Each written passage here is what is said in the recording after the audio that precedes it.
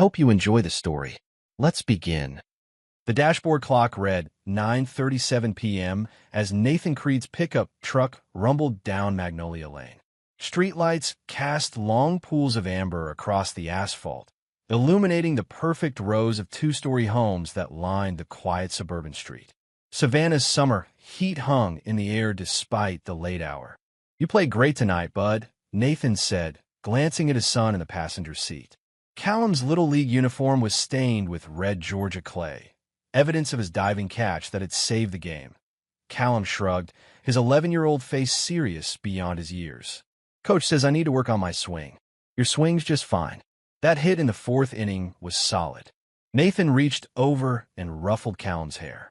The boy allowed it for half a second before ducking away, but not before Nathan caught the hint of smile. As they turned into their driveway, Nathan's headlights swept across a figure hurrying toward them. Jonas Burke waved his arms frantically, his weathered face tense with urgency. Nathan felt his stomach tighten. Jonas wasn't the type to overreact. "Wait here," Nathan told Callum, putting the truck in park and killing the engine. He stepped out, one hand instinctively reaching for his phone. "Nate!" Jonas's voice dropped to a harsh whisper as he approached. Sweat beaded on his forehead despite the cooling evening air. "I saw someone inside your house." Nathan's jaw clenched. "Marissa's car isn't here." "It's not just Marissa. There's a man in there," Jonas said, his eyes darting toward the house. "I came over to return your socket wrench and saw them through the window." The hair on the back of Nathan's neck stood up. Years of Marine training kicked in as he assessed the situation. "Callum," he called over his shoulder, keeping his voice steady. "Come here, bud." The boy climbed out of the truck, his eyes wide with confusion. "What's wrong, Dad?" "Nothing to worry about. We're just going to hang out at Mr. Burke's for a minute while I make a call." Nathan placed a protective hand on his son's shoulder and guided him toward Jonas. "Can you take him to your place?" Nathan asked, his voice low. "I'm calling the police." Jonas nodded, putting an arm around Callum. "Come on, kiddo. Camille just made some cookies." Nathan pulled out his phone and dialed 911, his eyes never leaving the house's house. The windows glowed with warm light, the curtains half drawn.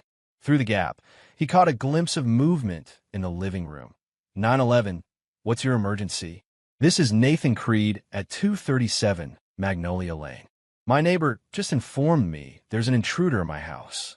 Nathan kept his voice controlled, factual. "I'm outside with my son. No one's gone in yet." The operator assured him officers would arrive shortly. Nathan paced the driveway, his mind racing through possibilities, none of them good. Within minutes, 2 patrol cars pulled up, lights flashing, but sirens silent. Officer Raquel Stroud stepped out of the first car, her young face serious as she approached. "Mr. Creed?" "I'm Officer Stroud." She extended a hand, which Nathan shook firmly. "Your wife and son aren't inside?" "My son's with me." "My wife." Nathan checked his watch. "She said she was meeting friends for dinner. Her car's not here." Officer Stroud nodded, taking in the information. "Stay here," she instructed before signaling to her partner. They approached the house cautiously, hands near their weapons. Nathan watched as the officers peered through the front window. Officer Stroud's posture changed immediately. She turned and walked back to Nathan, her expression shifting from alert concern to uncomfortable awareness. "Mr. Creed, I think you should come see this," she said quietly. A cold feeling spread through Nathan's chest as he followed Officer Stroud to the window. What he saw froze him in place. Marissa sat on their couch, laughing, a glass of wine in her hand. Across from her sat a man Nathan had never seen before, athletic build, styled hair, a self-satisfied smirk on his face as he leaned toward Marissa. On the floor, scattered like fallen leaves, were torn fragments of what Nathan recognized as their wedding photos. "I can't believe this," Officer Stroud muttered, genuine surprise in her voice. Nathan stood motionless, the scene burning itself into his memory. 15 years of marriage, a life built together, all of it scattered on the floor like trash. His expression hardened into stone. "I need to go in." Nathan's voice was quiet but firm, leaving no room for argument. Officer Stroud hesitated. "Mr. Creed, given the circumstances..." "It's my house. My name's on the deed. Nathan met her gaze steadily. And that's my wife in there with another man. After a moment, she nodded. We'll accompany you in case things escalate. Nathan walked up the familiar path to his front door, each step measured and deliberate. He didn't bother with his key. Instead, he turned the handle unlocked, of course. Why would Marissa bother locking up when she thought he wouldn't be home for hours? The door swung open. The laughter inside cut off abruptly. Marissa froze mid-sentence, wine glass halfway to her lips. The man beside her straightened, surprise flickering across his face before settling into a smug expression that made Nathan's fingers curl into fists. Nathan! Marissa's voice pitched high, with fake concern. What's going on? Why are the police here? Nathan took in the scene with clinical detachment. 2 empty wine bottles on the coffee table, music playing softly from the Bluetooth speaker, the scattered remnants of their wedding photos. The air smelled of Marissa's perfume, an unfamiliar cologne. Jonas saw someone in the house, Nathan said flatly. He thought it was an intruder. An intruder? Marissa let out a forced laugh. God, that's ridiculous. This is Cooper. He's a friend from the gym. Cooper gave a half wave, entirely too comfortable on Nathan's couch. Hey man, sorry for the confusion. Nathan ignored him, his eyes fixed on Marissa. Where's the rest of your dinner group? A flash of guilt crossed Marissa's face before she recovered. Plans changed. Clearly, Nathan's gaze dropped to the torn photos. What happened there? Marissa followed his gaze, her expression hardening. We were going through old things. Decluttering. Decluttering, Nathan repeated, the word tasting like ash. Officer Stroud cleared her throat. Ma'am, when your neighbors spotted an unknown man in the house, he was concerned enough to call in a possible break-in. We responded accordingly. Well, as you can see, everything's fine, Marissa snapped, then softened her tone, glancing at Cooper. It was just a misunderstanding. Nathan felt a presence behind him and turned to see Callum in the doorway, his young face a mask of confusion. Mom, he called, stepping past Nathan. Marissa's face paled. Callum, baby, what are you doing home so early? Your game. It ended. Callum said simply, his eyes moving from his mother to Cooper, then to the torn photos on the floor. Understanding dawned on his face with a clarity that broke Nathan's heart. You're scaring him, Marissa accused, standing abruptly. Nathan, you're overreacting and scaring our son. Don't. Nathan's voice cut through the room like a blade. Not in front of him. Cooper stood, arms crossed over his chest. Look, man, maybe you should calm down. This isn't what you think. Nathan turned to him for the first time, his gaze so cold that Cooper's smirk faltered. You don't get to speak in my house. Mara made a note. That's good. Consistent caregivers will help our case. She looked up, her gaze direct. Mr. Collins filed the initial papers yesterday. As expected, your wife is seeking full custody, citing your military background as evidence of potential instability. Nathan's jaw tightened. I've been out of the Marines for 12 years. Never had so much as a parking ticket since. I know. I checked. Mara's smile was brief but genuine. Collins is operating from a playbook, not from facts, which works in our favor. She turned her monitor so Nathan could see it. On the screen was a document with Marissa's name at the top. Your wife has been busy on social media. These are screenshots from private messages she sent to mutual friends. Notice how she consistently refers to you as controlling and aggressive, terms she never used before 2 weeks ago. Nathan read the messages, his expression hardening. People he and Marissa had known for years. Couples they'd had over for barbecues, and she was poisoning them against him. She's building a narrative, Mara explained. One where she's the victim fleeing an abusive situation rather than a woman who cheated and got caught. What do? We counter with facts. Mara tapped a key, bringing up another document. I've already drafted a motion to freeze your joint accounts based on the unauthorized withdrawals. That stops the bleeding. Then we gather sworn statements from character witnesses, your clients, neighbors, Callum's teachers. We establish that you're a stable, loving father who's never shown any sign of the behavior she's alleging. Nathan nodded slowly, thinking of the projects he'd completed around the neighborhood, the school playground he'd helped build, the countless parents who'd seen him coach Callum's teams. What about Callum? He asked, the question that had been weighing on him heaviest. Marissa's been trying to turn him against me, telling him I'm trying to take him away from her. Something flashed in Mara's eyes, a controlled anger that told Nathan he'd chosen the right attorney. That's called parental alienation, Mr. Creed. It's not just morally reprehensible, it's actionable in court. She made another note. We'll request a guardian ad litem, a court-appointed advocate who represents only Callum's interests. Someone who can speak to what he wants without either parent's influence. For the first time in weeks, Nathan felt a glimmer of hope. Not just that he might survive this, but that he might actually win. There's one more thing, Mara said, her expression serious. Officer Stroud contacted me this morning. Your wife has filed a police report claiming you threatened her and Mr. Vance the night you discovered them together. Nathan's blood ran cold. That's a lie. I know. So does Officer Stroud, which is why she called me directly instead of bringing you in for questioning. Mara met his gaze steadily. But it's a serious allegation, and it complicates matters. She's trying to set me up, Nathan said, the reality of Marissa's betrayal sinking deeper. Yes, and we're going to use that against her. Mara, close her laptop. Mr. Creed, I need to be clear about something. This is going to get worse before it gets better. Mrs. Creed and Mr. Collins will escalate their tactics when they realize you're not rolling over. They'll try to provoke you, to make you act in ways that support their narrative. Nathan nodded, understanding. I won't give them the satisfaction. Good. Mara stood, signaling the end of their meeting. Focus on Callum. Be the father he knows you are. Document everything, but otherwise, live your life normally. Let me handle the rest. As Nathan stood to leave, Mara added, and Mr. Creed? Take photos of the house as it is now, with Mr. Vance's possessions visible. We'll need that for the property division arguments. Nathan paused at the door. Ms. Tinsley, what are our chances? Mara's smile was cold and precise. Mr. Collins is used to intimidating people into submission. He's not used to facing opponents who fight back with his own tactics. She straightened a pen on her desk. I've beaten him the last 3 times we've faced each other in court.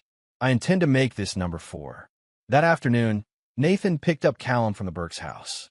The boy seemed quieter than usual as they drove to the small apartment Nathan had rented nearby.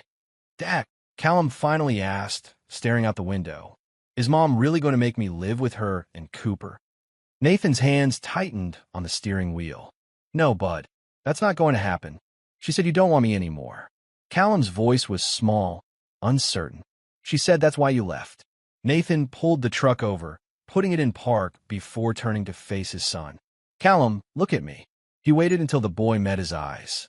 I will never, ever stop wanting you in my life. You're the most important person in the world to me. I left the house because I needed to keep things peaceful for you. Not because I wanted to go. Callum's eyes welled with tears. I heard her telling Cooper that they're going to move to Florida after they get the house. She said I'd like the beach. Nathan fought to keep his expression neutral despite the rage coursing through him. Callum, I promise you this. We're not going anywhere. This is your home, your school, your friends. No one's taking that from you. The boy's lower lip trembled. She's different now. She yells a lot. Mostly at Cooper, but sometimes at me if I ask about you. Nathan's heart ached. I'm sorry you're going through this, Bud.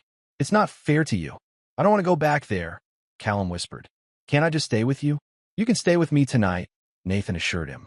And we're going to figure the rest out very soon. I promise.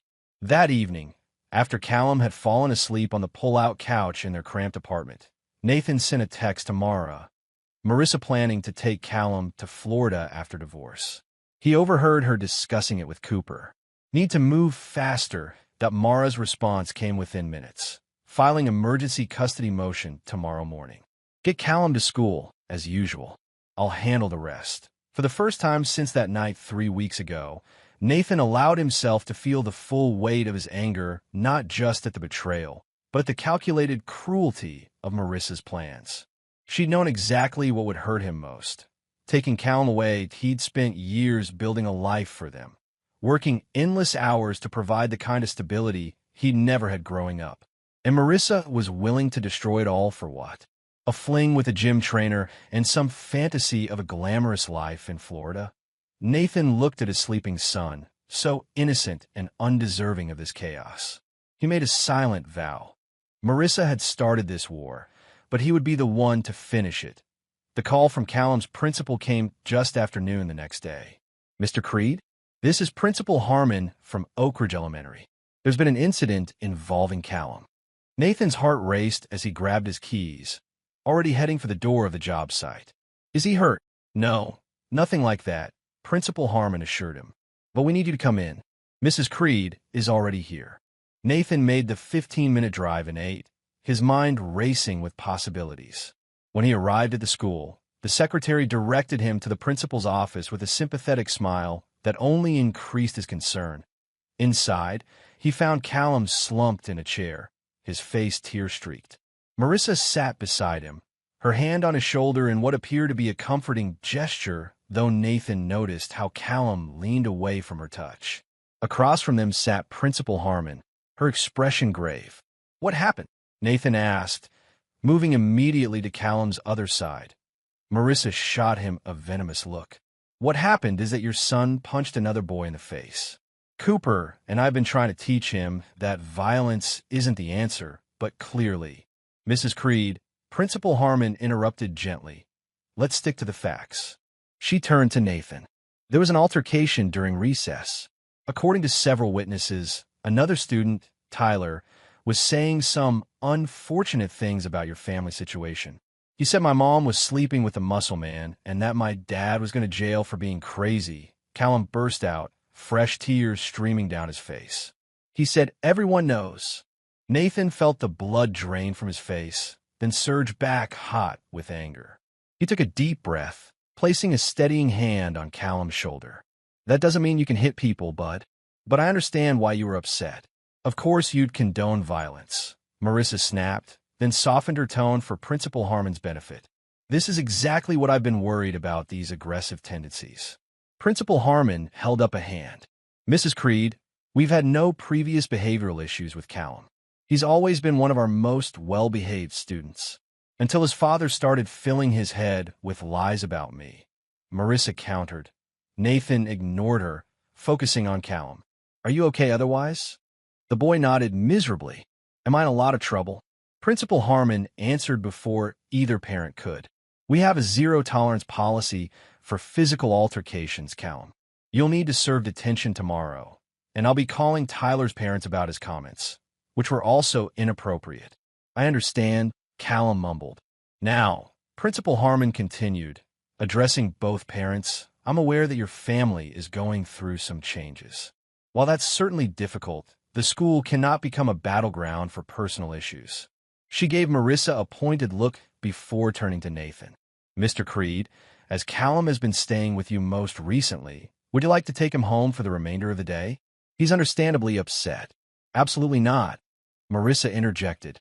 "The custody arrangement is currently under emergency review," Nathan completed, pulling out his phone to show Principal Harmon the email from Mara. "My attorney filed this morning based on evidence of parental alienation and flight risk." Marissa's face flushed with anger. "You can't do that." "I already have." Nathan turned back to Principal Harmon. "Yes, I'll take Callum home, and I'd appreciate it if the school could note any unusual pickup attempts in his file. My attorney will provide the official documentation once the hearing is scheduled." Principal Harmon nodded, her expression carefully neutral. "We'll make a note in the system." As they left the office, Marissa grabbed Nathan's arm, her nails digging into his skin. "You think you're so clever," she hissed, quiet enough that Callum, walking ahead, couldn't hear. "But Cooper has friends. Important friends. They know what you're trying to do." Nathan removed her hand from his arm, his voice equally low. "Touch me again, and I'll add assault to the list of charges." Her eyes widened. "Charges? You can't be serious." "False police report, parental alienation, financial fraud." Nathan listed them calmly. "And now your boyfriend is making threats?" "Not smart, Marissa." For a brief moment, Uncertainty flickered across her face before she recovered, her expression hardening. "You'll regret this, Nathan. When I'm done, you'll be lucky if they let you see Callum on holidays." "We'll see." Nathan turned away, joining Callum, who waited by the exit doors. He placed a gentle hand on the boy's shoulder, guiding him out to the truck. As they drove home, Callum remained silent, staring out the window. "Want to talk about it?" Nathan finally asked. Callum shrugged, then asked, "Are you going to jail?" "No, bud. That's not happening." "Then why did Tyler say that?" Callum turned to him, confusion evident in his young face. "And why is Mom telling everyone you're dangerous?" Nathan chose his words carefully. Sometimes when adults are angry or scared, they say things that aren't true. "Your mom is going through a lot of changes right now, and she's not handling it well. Is that why she keeps talking bad about you to Cooper?" "I heard them last night." Nathan tensed. "What did you hear exactly?" Callum hesitated. "She was really mad, yelling about how you were trying to ruin everything. Said she should have filed the police report sooner." He fidgeted with his seatbelt. "Cooper told her to calm down, that the neighbors would hear. Then she started yelling at him too." An idea formed in Nathan's mind. "Callum, do you have your phone with you?" The boy nodded, pulling it from his backpack. Nathan had given him the phone when he started walking to friends' houses alone, a basic model meant for emergencies and check-ins. "Next time you hear them talking like that, if you feel safe doing it, could you record what they're saying? Just hit the voice memo button." Nathan knew he was treading dangerous ethical ground, but Marissa had left him no choice. "It might help us sort out all this confusion."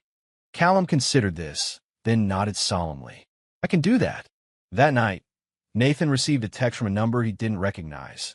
"This is Cooper. We need to talk." Without Marissa knowing, Nathan stared at the message, suspicion coursing through him. Was this another of Marissa's traps? A setup to claim he'd threatened Cooper? After careful consideration, he replied, "Public place only. Tomorrow, Forsyth Park, noon. By the fountain." Cooper's response came quickly. "I'll be there. Come alone." Nathan forwarded the exchange to Mara before deleting it from his phone. Whatever Cooper wanted, Nathan wouldn't face it unprepared. The next day, Nathan arrived at Forsyth Park 15 minutes early, positioning himself on a bench with clear sight lines to all approaches. The summer heat had driven most people to seek shade, leaving the central fountain area relatively quiet. Cooper appeared right on time, wearing expensive sunglasses and athletic clothes that looked more appropriate for a fashion shoot than an actual workout. He scanned the area before spotting Nathan and approaching with a confidence that immediately set Nathan's teeth on edge. "Thanks for meeting me," Cooper said, taking a seat on the bench but maintaining a careful distance. "What do you want?" Nathan asked, not bothering with pleasantries. Cooper removed his sunglasses, revealing bloodshot eyes. "Look, man, this has gotten out of hand. Marissa," he hesitated. "She's not who I thought she was." Nathan said nothing, waiting. "She told me you guys were already separated when we met," Cooper continued. "Said you were abusive, that she was afraid to leave officially." "I believe her, why wouldn't I?" "But now you're realizing you were just a pawn," Nathan finished for him. Cooper winced. "She's obsessed with destroying you. The stuff she's been saying, the things she wants me to claim I saw." He shook his head. "I'm not a saint, okay? But I draw the line at lying under oath." Nathan studied him carefully. "Why are you telling me this?" "Self-preservation." Cooper leaned forward, lowering his voice. "Last night, she was talking about getting a restraining order against you, claiming you'd threatened her at the school.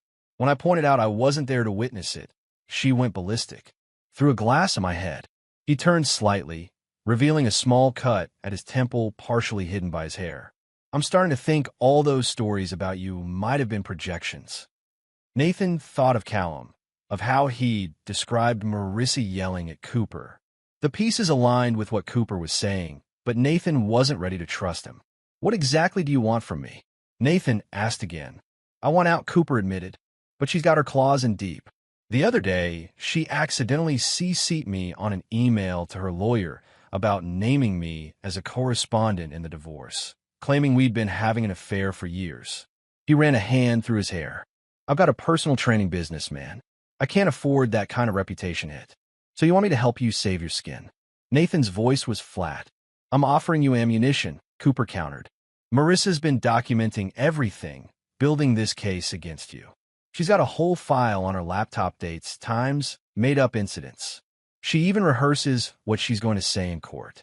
His expression darkened. She's using your kid as a weapon, and it's messed up. Nathan thought of Callum's tear-streaked face in the principal's office, of the confusion and pain the boy had endured. His resolve hardened. If you're serious about helping, I need proof, Nathan said. Not just your word. Cooper nodded, pulling out his phone. I took photos of some of the documents when she was in the shower. And I recorded her last night, talking about how she's going to claim you threatened her. He hesitated. But I need assurance you won't throw me under the bus completely. I made a mistake getting involved with her, but I didn't know what I was walking into.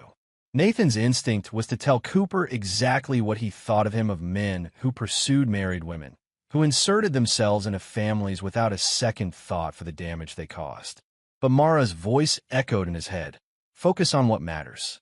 Everything else is noise. Send everything to this email, Nathan said, writing down one of Mara's secure addresses. Then get your own lawyer. If what you're saying is true, we might be able to work something out. Cooper looked relieved, pocketing the paper. There's one more thing you should know. The house, she's planning to sell it as soon as the divorce is final. Already has a buyer lined up through some friend of hers in real estate. Nathan's jaw tightened. The house he'd renovated himself. The home he'd built for Callum. Thanks for the heads up. As Cooper stood to leave, he hesitated. For what it's worth, I'm sorry about how this all went down. Your kid's a good little dude. He deserves better than being caught in the middle of this mess. Nathan said nothing, watching as Cooper walked away. Only when the younger man was out of sight did he pull out his phone to call Mara. Cooper Vance just gave us everything we need, he said when she answered. And Marissa doesn't even know it yet. Are you absolutely insane? Marissa's voice carried clearly through the phone speaker, set on Nathan's kitchen table.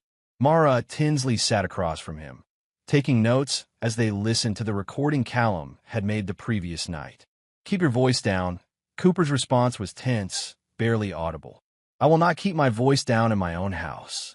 Objects clattered in the background. You made nice with him? After everything I told you? Marissa, this has gone too far. The fake police report using Callum. Don't you dare take his side. Nathan is manipulating you, just like he manipulated me for years.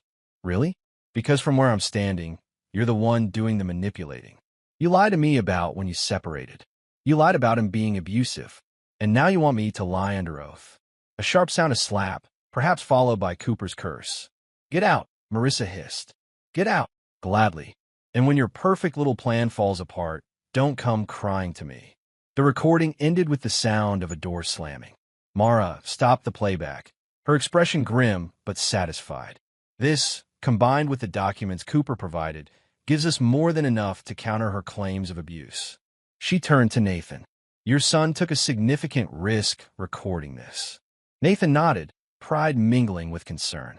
He shouldn't have had to. No, he shouldn't have. Mara tapped her pen against her notepad. But it demonstrates something important. Callum understands what's happening, and he's chosen his side.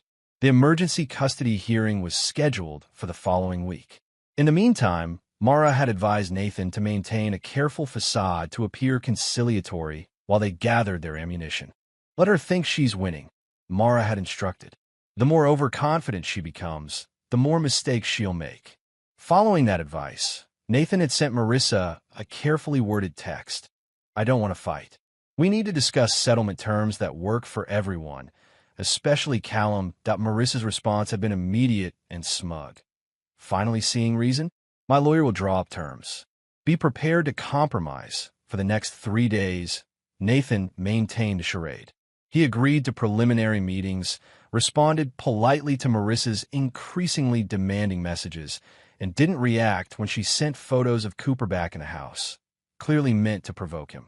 All the while, Mara's team worked tirelessly. Officer Stroud provided a sworn statement contradicting Marissa's police report. Jonas and Camille Burke gave depositions about what they'd witnessed the night Nathan discovered the affair, as well as Marissa's subsequent behavior. Callum's teachers submitted letters attesting to Nathan's involvement in his son's education and activities, And then there was the property deed, the final piece of Mara's strategy. It's quite remarkable, she explained, showing Nathan the document. When you refinanced last year to renovate the master bathroom, the title company made an error. They listed you as the sole owner rather than joint tenants with rights of survivorship. Technically, the house has been exclusively yours for over a year. Nathan frowned. That can't be right. We both signed the papers. You did, but the recording office made a mistake in the filing, and no one caught it. Mara's smile was razor sharp. Marissa's been living in your house, Mr. Creed, and when she filed that false police report claiming you threatened her, she was effectively admitting to squatting in a property she had no legal right to occupy. Can we use that? We're going to build our entire case around it. Mara tapped the document. This is our ace. We don't play it until we're in court, understood? Let Collins think he's facing a standard divorce case until it's too late for him to pivot. The day before the hearing, Cooper Vance contacted Nathan again, this time through Mara's office. He's offered to testify. Mara informed Nathan during their final preparation meeting. He'll confirm that Marissa coached him on what to say about your behavior, that she admitted to filing a false police report, and that she explicitly told him her goal was to take everything from you, including Callum. Nathan processed this information, a mix of emotions churning within him. Why would he do that? He has to know Marissa will come after him next. Self-preservation, most likely, Mara replied. Once he realized how willing Marissa was to lie, he probably figured it was only a matter of time before she turned on him too. Better to get ahead of it. Can we trust him? Not entirely, but we don't need to. Mara smiled thinly. We have enough without him. His testimony is just the final nail in the coffin. That evening, Nathan sat with Callum in their small apartment, helping with homework despite the upcoming hearing weighing heavily on his mind. The boy had been quiet lately, withdrawing into himself as the adult chaos swirled around him. Dad, Callum finally asked, setting down his pencil. What's going to happen tomorrow? Nathan considered how to answer, balancing honesty with age-appropriate information. Tomorrow a judge is going to listen to both Mom and me, and then decide what happens next with our family. Callum nodded solemnly. Are they going to make me choose? No, bud. You don't have to choose. Nathan put an arm around his son's thin shoulders. The judge wants what's best for you, that's all. I want to stay with you, Callum said, his voice small but certain. Mom's different now. She scares me sometimes. Nathan pulled him closer, heart aching at his son's admission. I'm fighting for that, Callum. I promise. Later, after Callum had fallen asleep, Nathan received one final text from Marissa. My lawyer says you'll be lucky to get supervised visits after tomorrow. Hope it was worth it. Nathan didn't respond. Tomorrow, words would no longer be necessary. The family court was smaller than Nathan had imagined, more administrative office than the grand, wood-paneled chambers seen on television. Judge Eleanor Weathers presided from a modest bench, her silver hair pulled back in a severe bun, reading glasses perched on her nose as she reviewed the case file. Nathan sat beside Mara at the plaintiff's table, his navy suit pressed and conservative. Across the aisle, Marissa wore a cream-colored dress that emphasized her slender frame, her hair and makeup carefully styled to project vulnerability. Beside her, Richard Collins arranged papers with manicured hands, occasionally leaning over to whisper something that made Marissa nod or smile thinly. There was no sign of Cooper Vance. All rise, the bailiff announced as Judge Weathers set aside the file. Once everyone was seated again, the judge surveyed the room with sharp eyes that suggested she'd seen every tactic, every performance before. This is an emergency hearing regarding custody and occupancy in the matter of Creed versus Creed, she stated. I've reviewed the preliminary filings from both parties. Given the serious allegations involved, I'll hear arguments directly rather than through submissions alone. She nodded to Richard Collins. Counsel for the respondent may begin. Collins rose smoothly, buttoning his expensive suit jacket. Thank you, Your Honor. As our filings detail, Mrs. Creed is seeking emergency sole custody of the minor child, Callum Creed, due to concerns about Mr. Creed's stability and behavior. Mrs. Creed has documented a pattern of controlling and intimidating conduct that culminated 2 weeks ago when Mr. Creed threatened both her and a family friend in their home. Nathan kept his expression neutral as Collins continued, painting a picture of Marissa as a devoted mother terrorized by an increasingly unstable ex-Marine. The attorney spoke confidently, referencing the police report and Marissa's detailed accounts of Nathan's supposed outbursts. Furthermore, Your Honor, Collins continued, Mrs. Creed has been the child's primary caregiver throughout the marriage, managing his education, health care, and daily needs while Mr. Creed focused on his contracting business. It would be deeply damaging to remove Callum from his mother's care, especially given Mr. Creed's demonstrated volatility. When Collins finally sat, Judge Weathers turned to Mara. Counsel for the plaintiff. Mara stood, her simple black suit a contrast to Collins's flashier attire. Your Honor, we're not here today because Mr. Creed is unstable or threatening. We're here because Mrs. Creed was caught in an extramarital affair and has since engaged in a systematic campaign to alienate Mr. Creed from his son and deprive him of his property. She approached the bench, handing over a folder. These are sworn statements from Officer Raquel Stroud, who responded to the call the night Mr. Creed discovered his wife's infidelity, as well as from the neighbors who witnessed the events. All contradict Mrs. Creed's account of threats or intimidation. Judge Weathers reviewed the documents as Mara continued. Additionally, Your Honor, we have evidence that Mrs. Creed has been actively alienating Callum from his father, telling the child that Mr. Creed abandoned them and doesn't want him any more statements directly contradicted by Mr. Creed's consistent efforts to maintain his relationship with his son. Collins interrupted, rising halfway from his seat. Your Honor, these are baseless accusations without. You'll have your opportunity for rebuttal, Mr. Collins, Judge Weathers said firmly. Please continue, Ms. Tinsley. Mara nodded. We have recordings, Your Honor, made by Callum himself, of Mrs. Creed disparaging Mr. Creed and coaching the child on what to say about his father. We also have documentation of Mrs. Creed's plan to remove Callum from the jurisdiction once the divorce is finalized specifically to Florida, away from the only home, school, and community he's known. Collins stood fully this time. Your Honor, any recordings made without Mrs. Creed's consent would be inadmissible under.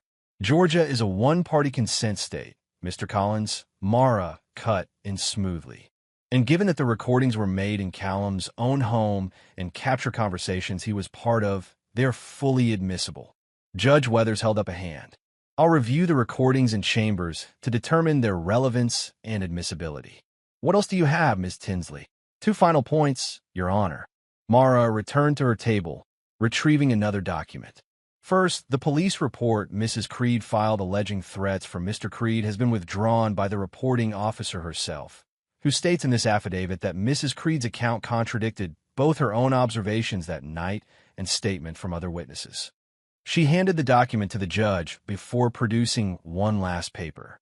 And finally, Your Honor, this is the property deed for the Creed residence.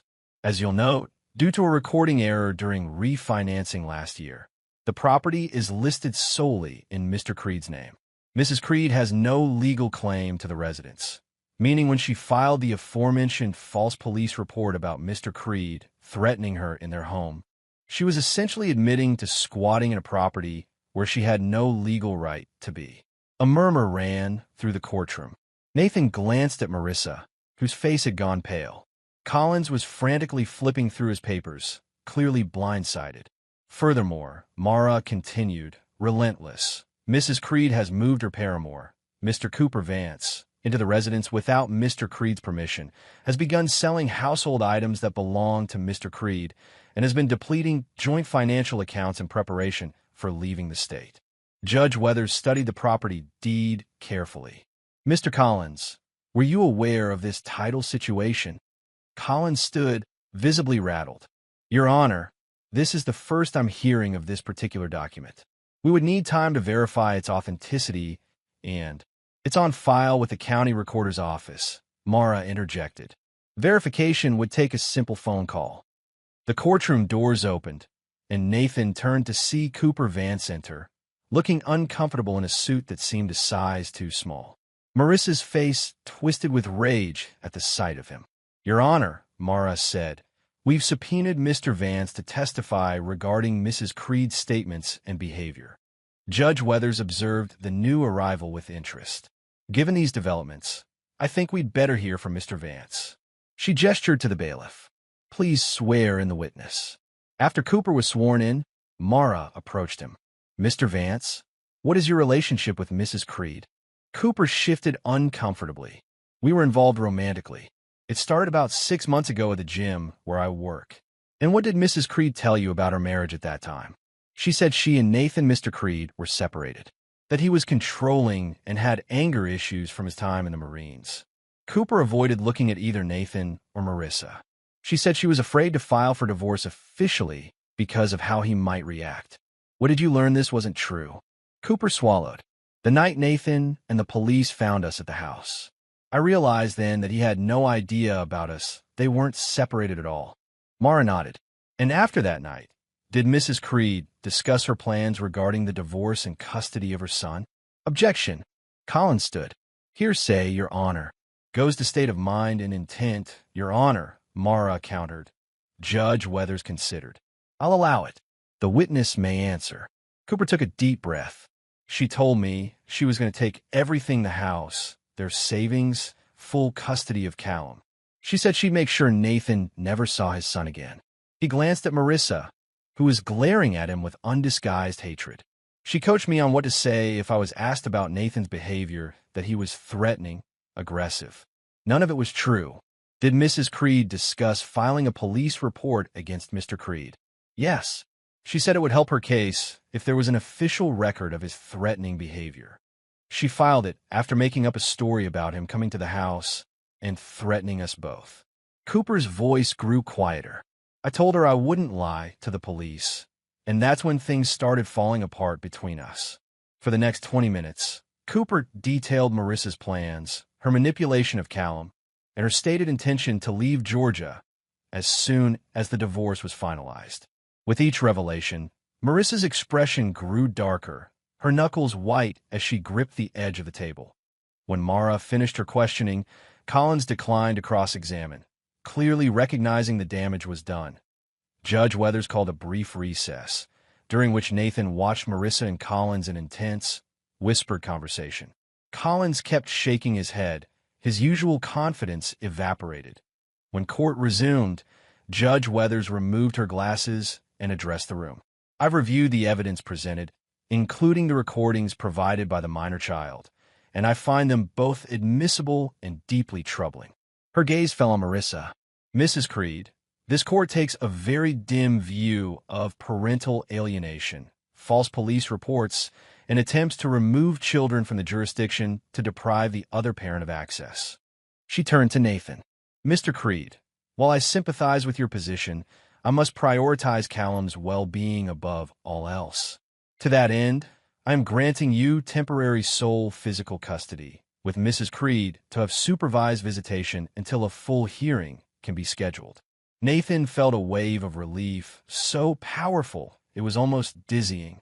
Furthermore, Judge Weathers continued, "Based on the property deed presented, I am ordering Mrs. Creed and any other occupants to vacate the residence at 237 Magnolia Lane within 48 hours. All joint financial accounts are frozen pending the final divorce hearing." She fixed Marissa with a stern look. "And Mrs. Creed, let me be absolutely clear. If any evidence emerges of further attempts to alienate Callum from his father or to circumvent this court's orders, I will not hesitate to eliminate visitation entirely and consider charges for contempt. Do you understand?" Marissa's "Yes, Your Honor" was barely audible as the judge concluded the hearing. Nathan turned to Mara. "Thank you doesn't seem adequate."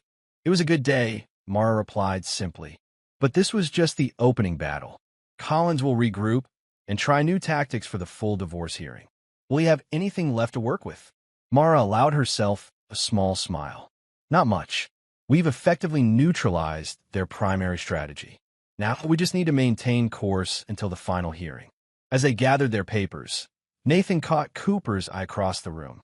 The trainer gave a small nod before slipping out the side door, avoiding Marissa, who stood frozen beside Collins, her perfect facade finally cracked beyond repair.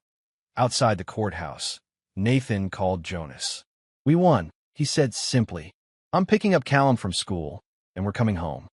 The moving truck pulled away from the curb, carrying the last of Marissa's possessions. Nathan watched from the driveway, a curious emptiness replacing the anger that had driven him for the past month. He felt nothing as he watched the physical remnants of his marriage disappear down Magnolia Lane. No satisfaction, no grief, just a hollow certainty that this chapter was finally closing. Callum stood beside him, his small hand finding Nathan's. "Is Mom going to stay with Cooper now?" Nathan glanced down at his son, considering how to answer. In the weeks since the hearing, Cooper had disappeared completely, reportedly taking a job at a gym across town. Marissa had been left alone to pack her things under the supervision of a court-appointed observer who ensured she took only what legally belonged to her. "I'm not sure, Bud," Nathan replied honestly. "That's for Mom to figure out." They walked back into the house, their house now, truly and legally. The spaces where Marissa's possessions had been left dusty outlines on the walls and floors, like shadows of a past life. Nathan had already decided they would renovate, erase every trace of what had happened here. "Can I help pay my room?" Callum asked, as if reading his thoughts. Nathan smiled, ruffling the boy's hair. "Absolutely. Any color you want. Even black. Let's discuss that one." Nathan laughed, the sound feeling foreign but good. "How about we start with the kitchen?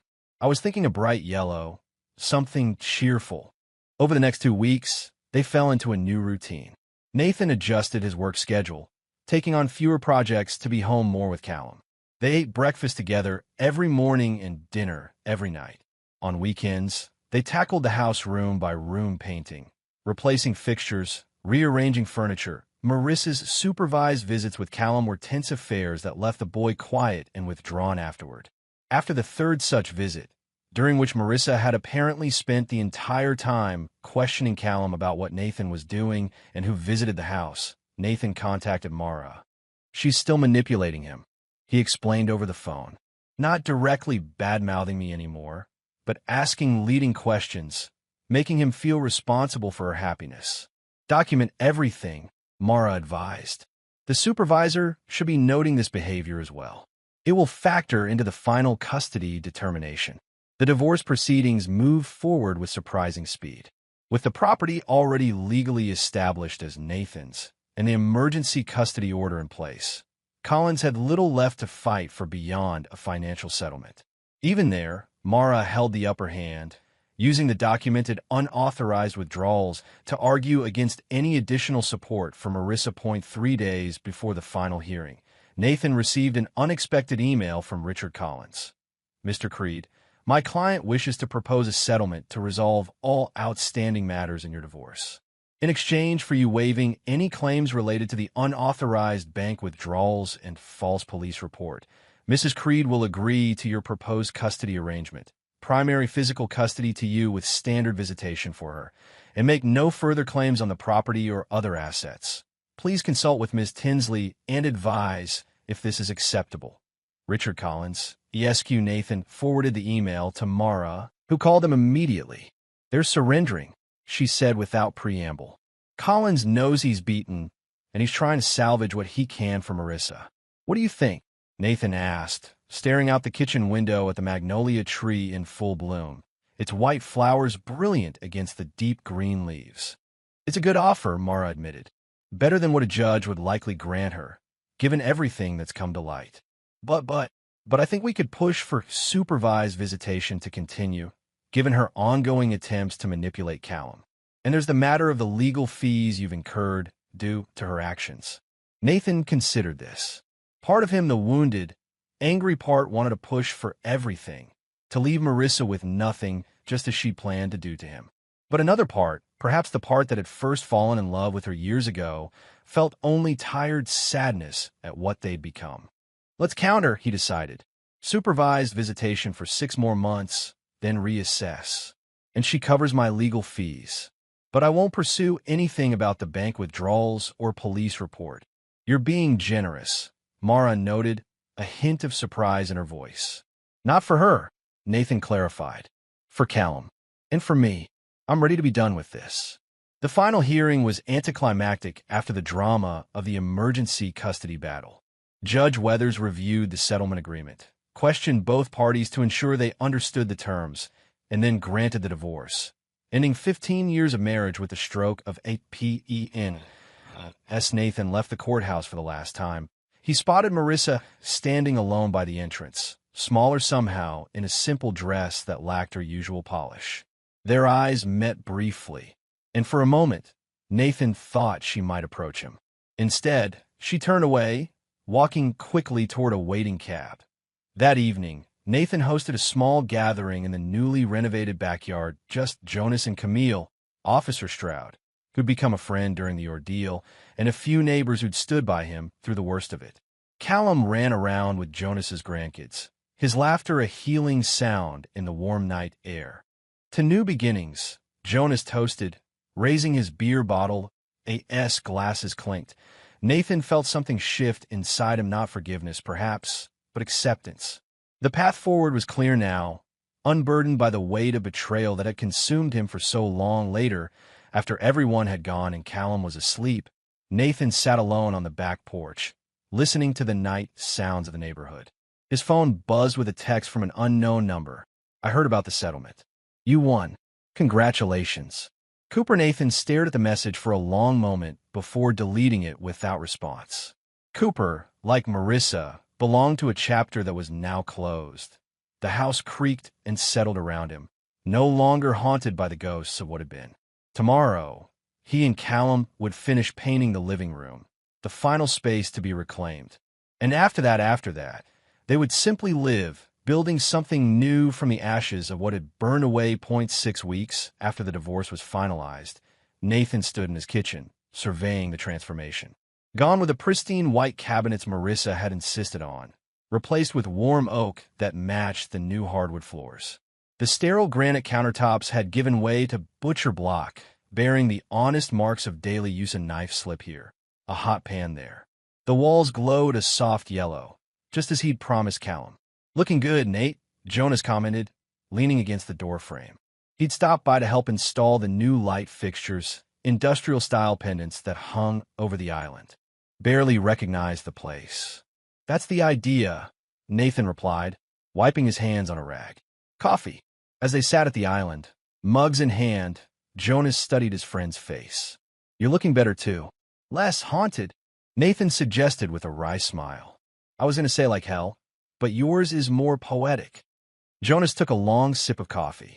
Callum seems to be settling in well. Nathan nodded, glancing at the refrigerator now covered with his son's drawings and school papers. He has his moments. The therapist says that's normal, given everything that happened. But overall, he's doing great. Back to playing baseball, making friends. And Marissa, Nathan's expression tightened slightly, keeping to the visitation schedule. The supervisor says she's been more appropriate lately. He shrugged. We don't communicate directly much. Everything goes through the co-parenting app the court recommended. Jonas nodded thoughtfully. Camille heard she's moved to an apartment downtown. Got a job at that fancy boutique on Broughton Street. Good for her, Nathan said, meaning it. Whatever Marissa did now was her business, as long as it didn't affect Callum negatively. The conversation shifted to other topics: Jonas's retirement plans, the classic Mustang he was restoring, Callum's upcoming baseball tournament. It felt good, this simple male camaraderie that asked for nothing but offered quiet understanding. Later that week, as Nathan helped Callum with homework at the kitchen table, his phone rang with a call from Mara Tinsley. Nathan, I have some news, she said after they exchanged greetings. The court-appointed supervisor has submitted her final report recommending an end to supervised visitation. Judge Weathers is inclined to follow that recommendation. Nathan glanced at Callum, absorbed in his math problems, and stepped onto the back porch. Is that a good idea? It's only been 4 months. The supervisor's report is quite positive, Mara replied. She notes that Marissa has shown consistent improvement in her interactions with Callum, has completed the required parenting classes, and appears to have accepted the current custody arrangement. Nathan absorbed this, conflicted. Part of him didn't trust Marissa's apparent transformation, suspecting it might be another calculated performance. But another part wanted to believe she had genuinely changed for Callum's sake. "What do you think?" he asked. "Professionally speaking." Mara was quiet for a moment. "Professionally? The evidence supports ending supervision. Marissa has met all court requirements and hasn't given us any legitimate reason to object." She paused. "Personally, I understand your hesitation. But consider this. If she reverts to problematic behavior without the supervisor present, it will only strengthen our position if we need to return to court." Nathan watched a cardinal land on the feeder Callum had built with Jonas, its bright red plumage a splash of color against the green backdrop of the yard.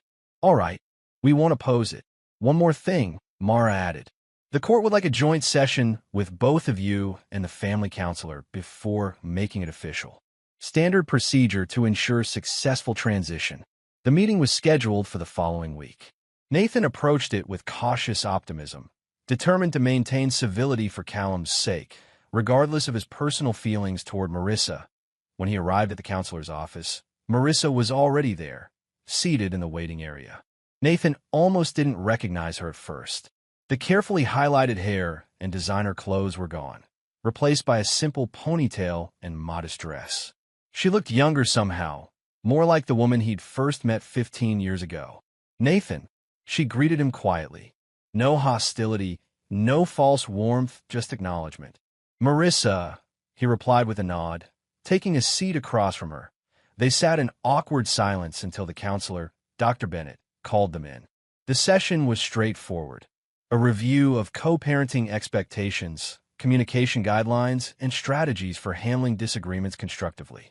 Both Nathan and Marissa participated respectfully, putting Callum's needs at the center of every discussion. As they prepared to leave, Dr. Bennett offered a final observation. "I've been doing this for 20 years, and I can tell you that your situation, while it began unusually contentiously, has evolved more positively than most. Whatever personal feelings remain between you, you've both clearly prioritized your son's well-being. That's commendable." Outside, as they headed to their respective cars, Marissa paused. "Nathan, wait." When he turned, she seemed to struggle with her words. I want to thank you for not fighting the end of supervision. I know you could have." Nathan studied her, tried to gauge her sincerity. "It's what's best for Callum." She nodded, eyes downcast. "I've been seeing someone. A therapist, I mean. Not." She trailed off.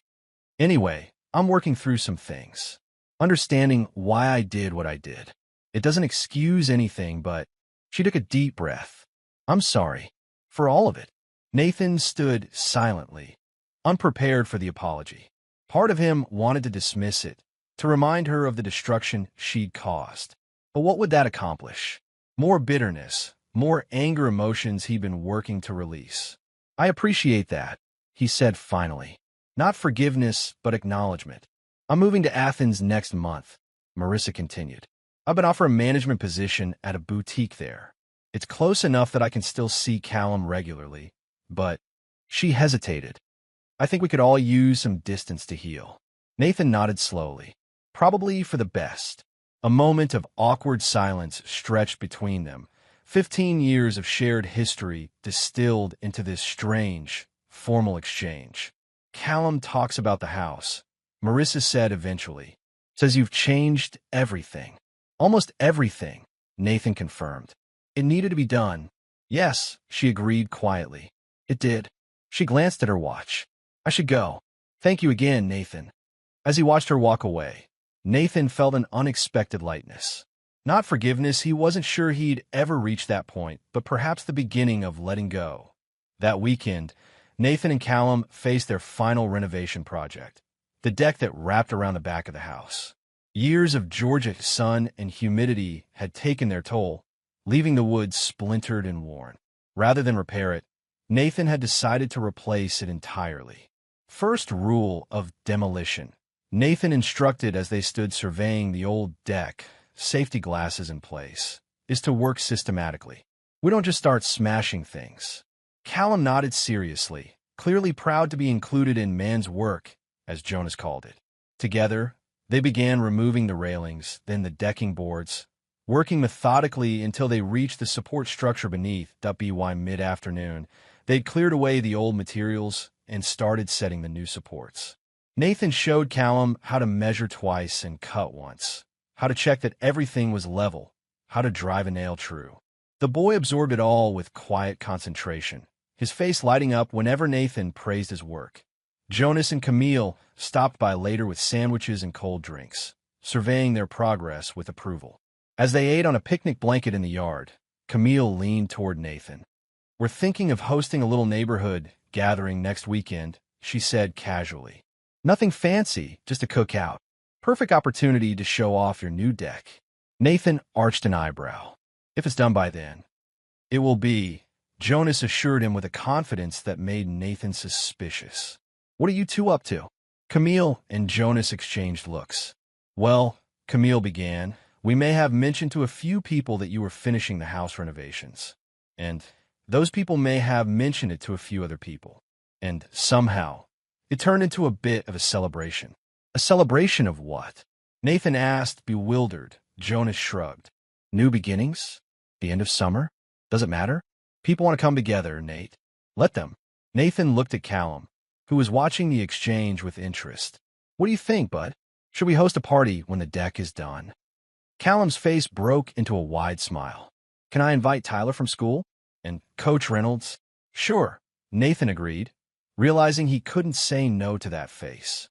"But you three," he pointed at Callum, Jonas, and Camille, "are helping me finish this deck in time." The following Saturday, the new deck gleamed with fresh sealant under strings of lights Camille had insisted on hanging. The yard hummed with conversation and laughter as neighbors, clients, and friends gathered to eat, drink, and celebrate nothing in particular and everything important. Nathan manned the grill, turning burgers and hot dogs with practiced ease. He lost track of how many people had shown up, but the crowd had grown steadily throughout the evening. Callum darted between groups of adults, proudly showing off the deck railings he'd helped sand and stain. Officer Stroud Raquel, as she'd asked Nathan to call her, approached with a cold beer in hand. "Quite the turnout," she observed, handing him the bottle. "Guess I'm not the only one who thought you might need cheering up." Nathan accepted the beer with a nod of thanks. "Apparently I've been more pathetic than I realized." Raquel laughed. "Not pathetic, just solitary. It's good to see you surrounded by people who care about you." As the evening progressed, Nathan found himself drawn into conversations he'd have avoided months ago, discussions about future projects, community initiatives, even tentative plans for a fishing trip with some of the other neighborhood dads. It was as if the social connections that had frayed during his marriage's collapse were slowly being rewoven, stronger than before. Later, as the party began to wind down, Nathan stood at the edge of the yard watching Callum play a modified version of tag with the remaining children. Jonas joined him, 2 glasses of bourbon in hand.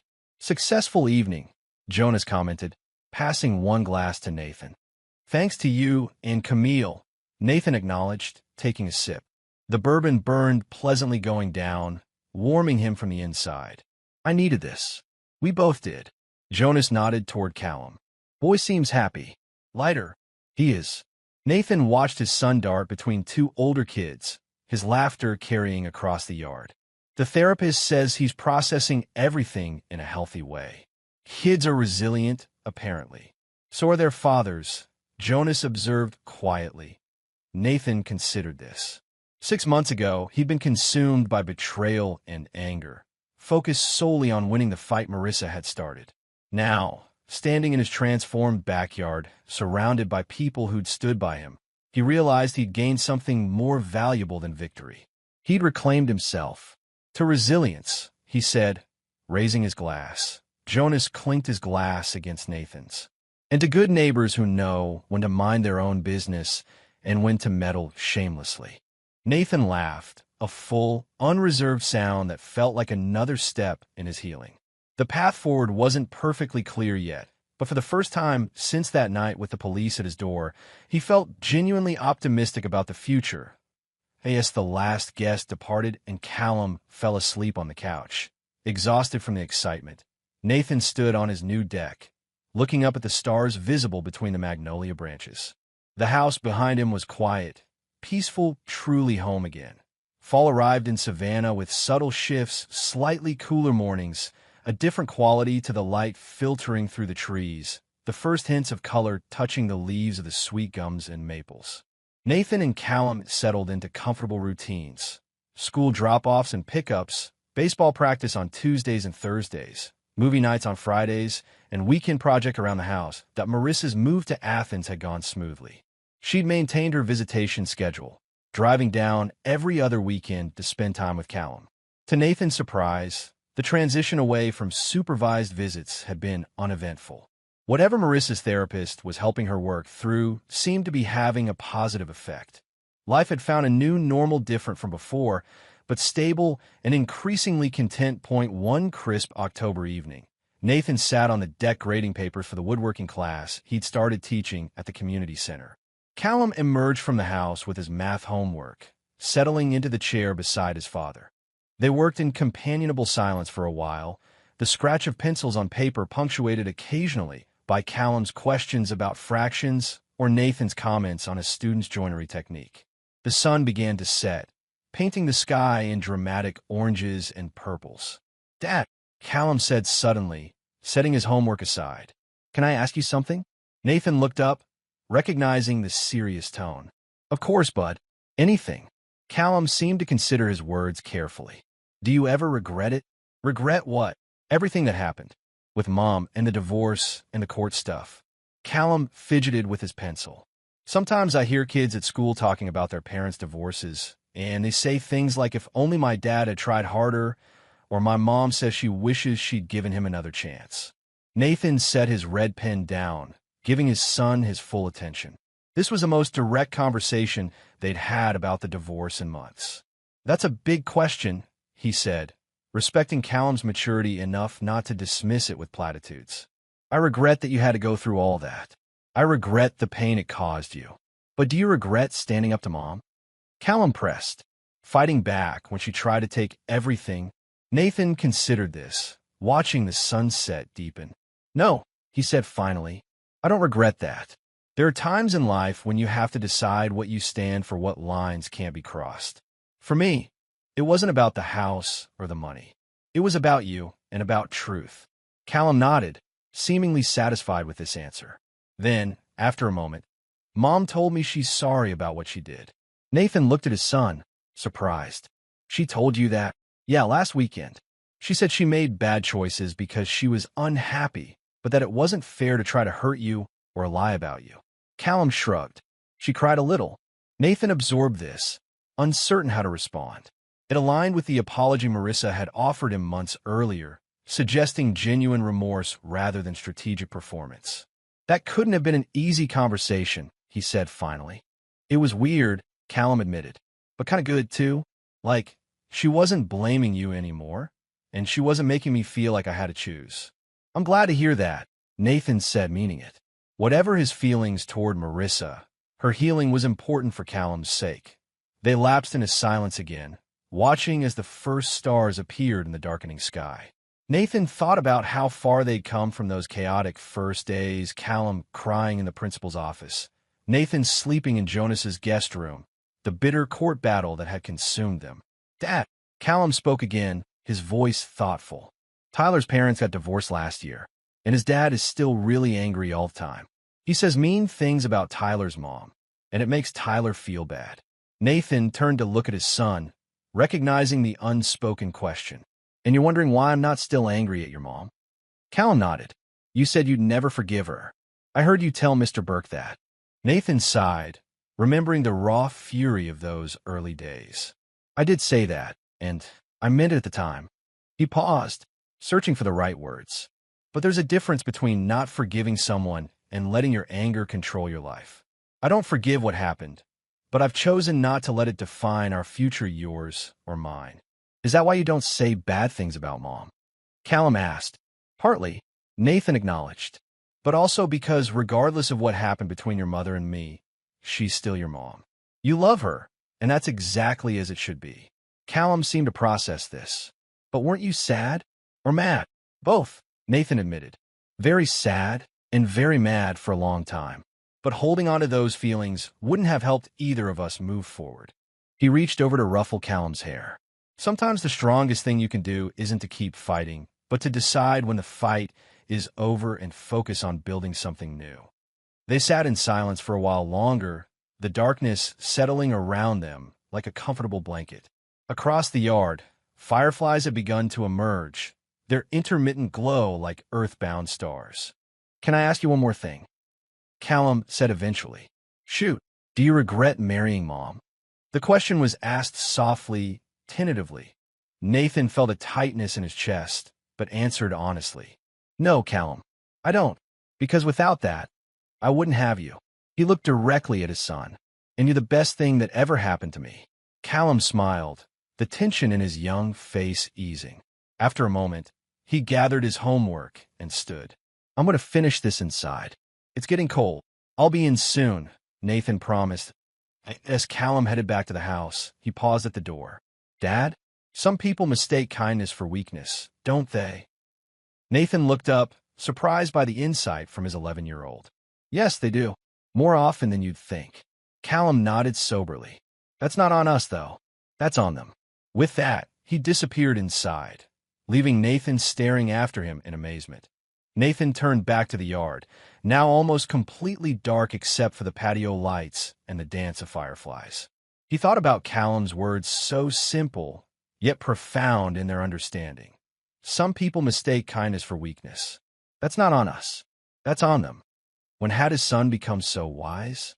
Perhaps he'd always been observing, learning, processing the world around him with those quiet, thoughtful eyes. Nathan leaned back in his chair, looking up at the star-filled sky. The anger that had driven him through the divorce had burned itself out, leaving behind not emptiness, but clarity. Strength wasn't found in hanging on to grievances or seeking vengeance. It was found in standing firm for what mattered, then having the courage to move forward. From inside came the sound of Callum rummaging in the kitchen, probably looking for a snack. The porch light flicked on, illuminating the deck Nathan had built with his own hands, with his son's help. All around him were signs of the life they were creating, not perfect, but honest and good. Victory, Nathan realized, hadn't been about defeating Marissa in court. It had been about proving to himself and to Callum that even in ashes, honor and integrity could survive. That the end of one chapter didn't mean the end of the story. He gathered his papers and headed inside, toward the warmth and light of the home they had reclaimed and remade, step by step, together.